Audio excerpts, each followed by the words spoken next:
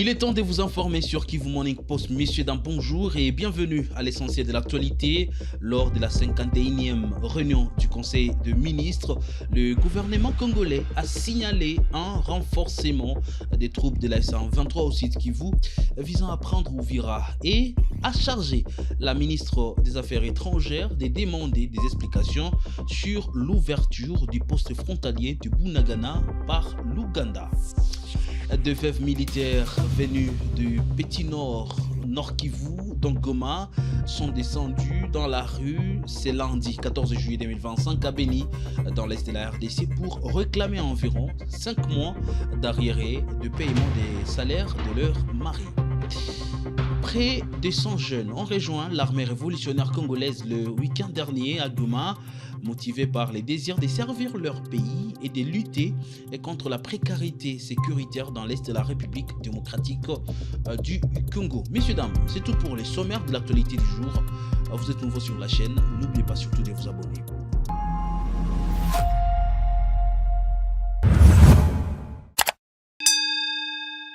On commence à Uvira lors de la 51e réunion du Conseil de ministres présidé le week-end dernier par Félix Antoine Tshisekedi.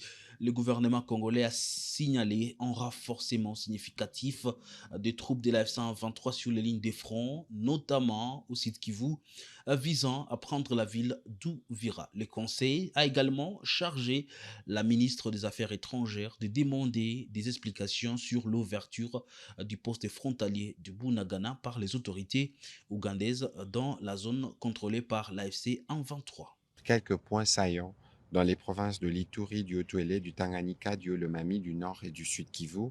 La situation aux frontières a également fait l'objet du rapport qui a été présenté par le vice-ministre, spécifiquement la situation aux frontières, notamment avec l'Ouganda, où la ministre d'État, ministre des Affaires étrangères, a été chargée de prendre des dispositions pour obtenir des explications claires.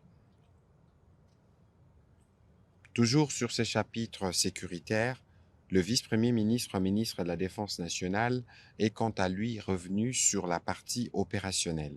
Il a indiqué que la situation des opérations militaires est marquée par de mouvements incessants des troupes et de matériel le long de lignes de front, en particulier dans les provinces du Nord et Sud Kivu, par les agresseurs rwandais et leurs supplétifs. Parallèlement à ces dynamiques, les forces armées de la République démocratique du Congo poursuivent d'une part des opérations conjointes avec les UPDF contre les terroristes et ADF et les groupes armés réfractaires en Ituri, et d'autre part les opérations Gemba visant le groupe Mobondo hostile au programme PDDR-CS. Spécifiquement dans la province de l'Ituri, la force conjointe FARDC-UPDF a mené de manière simultanée des opérations aériennes et terrestres ciblant des positions des terroristes ADF-MTM dans les forêts de territoire d'Irumu et de Mambasa. Au Sud Kivu, il est noté un renforcement significatif des agresseurs sur l'ensemble des axes conduisant aux lignes de front, leur objectif étant de s'emparer de territoires sous contrôle des FARDC, notamment celui d'Uvira. Dans les triangles Kinshasa, Congo central, Grand Bandundu, les opérations menées par les FARDC couplées aux efforts de sensibilisation de la réforme de la réserve armée des défenses dans les triangles concernés ont permis les désarmements et les retraits de 1500 insurgés actuellement regroupés à Bukangalonzo. Leur transfert vers Kasangulu est envisagé.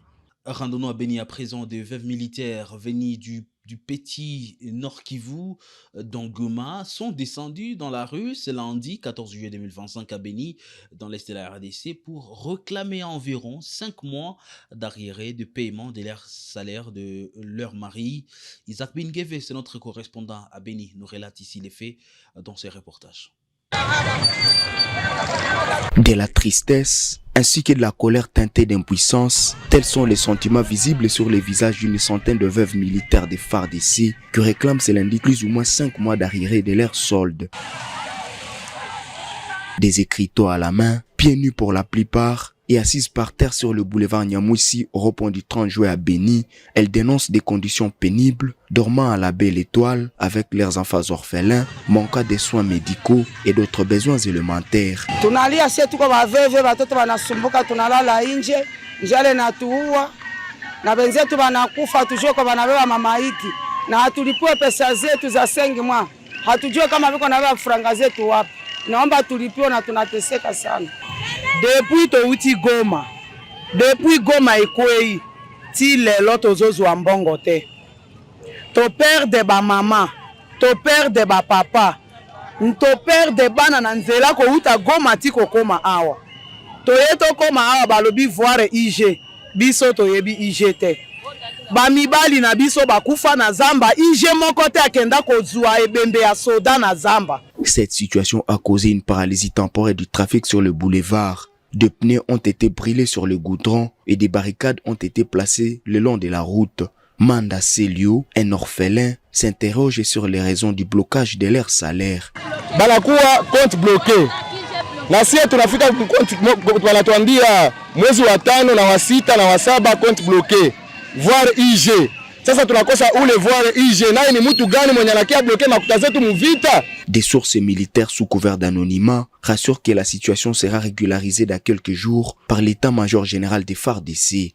L'ignorance des grévistes concernant l'IG, inspection générale, soulève des questions sur la communication entre les autorités responsables de la paix et le veuve et orphelins militaires. D'ailleurs, beaucoup d'entre elles ne connaissent pas l'existence de l'IG, ce qui souligne la nécessité de renforcer les stratégies de communication au niveau de l'armée congolaise. Depuis Beni, je suis Isaac Biningeve pour Kivu Morning Post. Ils sont estimés à près de 100 jeunes qui ont accepté volontairement d'intégrer l'armée révolutionnaire congolaise le week-end dernier lors d'un meeting au marché Kituku à Goma. Maître Théou, en cadre de la F123, a déclaré que ces jeunes lutteront contre la criminalité dans leur quartier après leur formation. Il a été question, nous avons été appelés par les autorités, les cadres de base du quartier Keshero, précisément ici au marché de Kituku, pour pouvoir parler des enjeux d'actualité. Donc ce qui se passe à Doha par rapport à la gestion des territoires libérés, la sécurité, l'économie, le social. Raison pour laquelle nous avons été ici aujourd'hui. À Doha, ce qui se passe là-bas, les responsables des hauts niveaux de notre mouvement AFCM 23 ont placé l'homme au centre de toutes les discussions. Où est l'homme dans tout ce qui se passe là-bas à Doha? Son développement, la circulation libre de tous les Congolais et la tolérance politique. Vous savez très bien qu'à Kinshasa et dans d'autres zones, vous parlez quelque chose qui ne plaît pas au chef de l'État, Félix Tshilombo. Directement, vous êtes mis en prison. Ce qui a fait à ce que beaucoup de gens puissent fuir les zones du Kasaï, du Grand Kasaï, du Grand Équateur et se retrouvent ici à Goma où ils sont accueillis. Alors, à Doha d'abord, la délégation de notre mouvement a demandé à ce qu'il y ait d'abord la tolérance politique, que les Congolais puissent se tolérer entre eux. C'est ça la priorité. Et puis la sécurité, et puis arrêter cette hémorragie-là de détournement des deniers publics. C'est parmi les grands points qui sont en train d'être discutés à Doha. Comme vous savez, notre doctrine pour nous, l'approche de recrutement, c'est purement volontaire. Vous avez vous-même vu comment une centaine de gens se sont donnés volontairement et ils ont adhéré.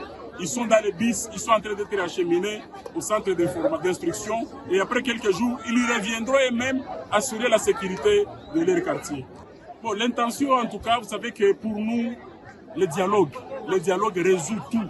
Si nos amis de Kinshasa pouvaient accepter ce dialogue, on ne serait même pas là où nous sommes. Le nombre de militaires, ce sont des jeunes gens qui ont demandé d'être formés et participer à la sécurité de leur territoire. On ne peut pas leur refuser ce droit.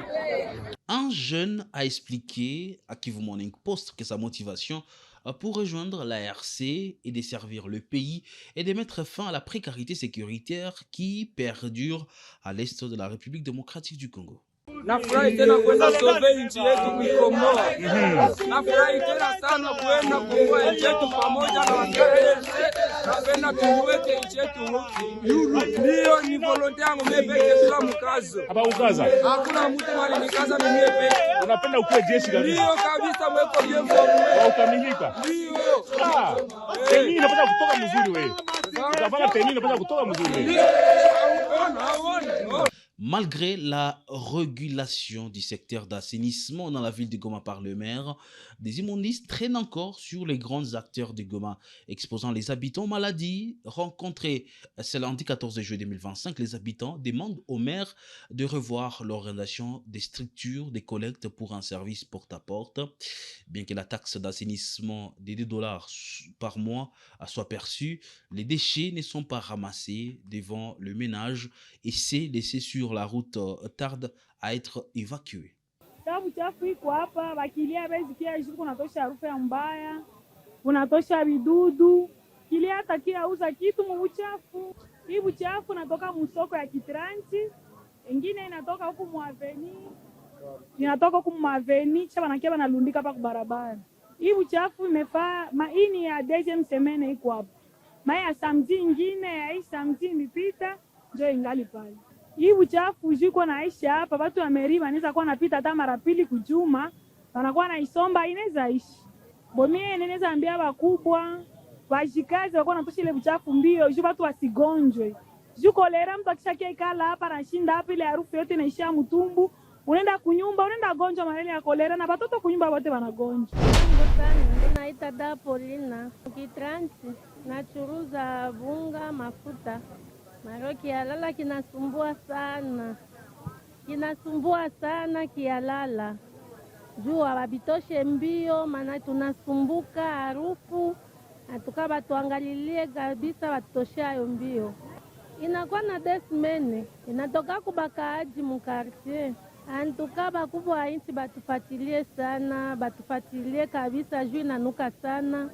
Na inaanza tuletea mpaka na magonjwa, haiko bie, batufatilie bakubwa ya inchi batutoshe. Make batosha hata ile semene banatosha, hata musemene marapili, bakona tutosha juu natusumbua sana. L'administrateur du territoire des Calais, Jean Bosco Bousseyi, a mené une série de meetings dans le haut plateau du territoire des Calais en province du Sud Kivu. Le numéro 1 du territoire a échangé avec la population des cités de Numbi, Changé, Lumbishi. Devant la population de Lumbishi, il a indiqué que la priorité de l'F-123 est de sécuriser la population. Jean Bosco Bousseyi a appelé la population à contribuer au développement en payant des taxes.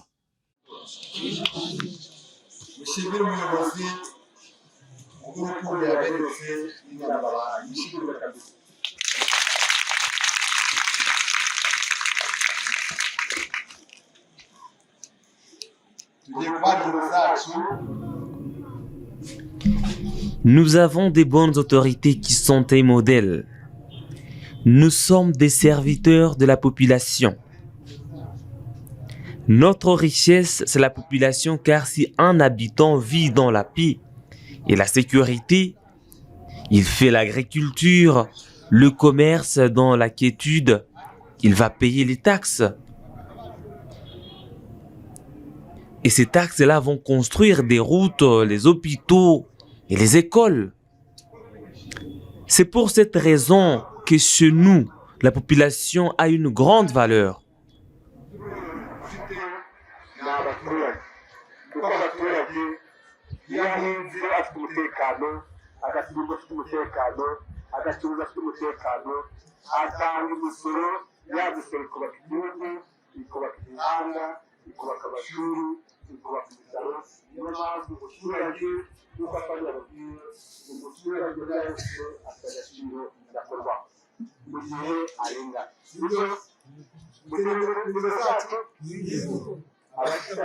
Le dimanche 13 juillet 2025 a marqué 10 ans depuis l'assassinat de l'ancien porte-parole du parti politique Ensemble pour la République, Feu Chéribin Okende, en 2023. Pour commémorer cet événement, son parti a organisé une série d'activités sous la conduite de la secrétaire intérimaire, Madame Adèle Ndongala. La clôture de ces activités a été marquée par la remise des brevets aux 45 communicateurs formés par le représentant du Grand Katanga, honorable Christian Mwando Nsimba Kabolo. Commémoration à Ensemble pour la République que préside Moïse Katumbi Chapwe du 2e anniversaire de l'assassinat de l'honorable Chéribin Okende Senga, porte-parole du parti. Les activités commémorant cette disparition brutale d'un loyal haut cadre du parti se sont ouvertes ce vendredi 11 juillet 2025 avec la formation des communicateurs, première promotion Chéribin Okende dans la matinée assurée par les vaillants hauts cadres du parti. Madame Adèle Ndongala, secrétaire générale intérimaire, représentant le SG honorable Dieudonné Bolenge Tengebalia en mission, a parlé sur Ensemble pour la République et sa politique. Honorable Mike Moukebaye a taillé les participants sous le thème « Quelle rhétorique pour une communication pragmatique et réaliste ?» Serge Lumunangole a quant à lui parlé sur « Comment communiquer via les réseaux sociaux ?» Et le professeur Zouka Mundo a fermé la marche avec la dimension pédagogique et l'éthique d'une communication politique responsable. Et la journée s'est clôturée par une messe d'action de grâce dite à la paroisse Notre-Dame de Lupin en sa mémoire. Ici, les membres de sa famille biologique et politique ont pris part à cette messe à envie de dire merci au Très-Haut pour ce cadeau du ciel nous donné. Les membres, les cadres, hauts cadres du parti, dont le secrétaire général intérimaire, Madame Adèle Ndongala, le président du groupe parlementaire de l'opposition, honorable Christian Mwandonsi Mbakabulo, et le rapporteur adjoint du bureau de l'Assemblée nationale, honorable princesse Dominique Munongo Inamizi, qui continue à regretter la disparition brutale et tragique de son compagnon de lutte, honorable Chéribin Okende. Nous sommes là aujourd'hui, c'est pour en fait la commémoration des 2 ans du départ tragique de notre ami, collègue, compagnon de lutte, Chéribin Okende. Donc on ne peut pas ne pas célébrer cela et nous sommes associés à la famille qui a organisé cette messe d'action de grâce aujourd'hui. Comme d'habitude, c'est un moment de grande émotion, de trouble dans nos cœurs parce que bon, il est parti trop tôt, il est en haut et nous savons qu'il nous donne la force. Et c'est tout pour l'essentiel de l'actualité de ce 14 juillet 2025, messieurs, dames. Merci à vous tous qui nous suivez à travers le monde.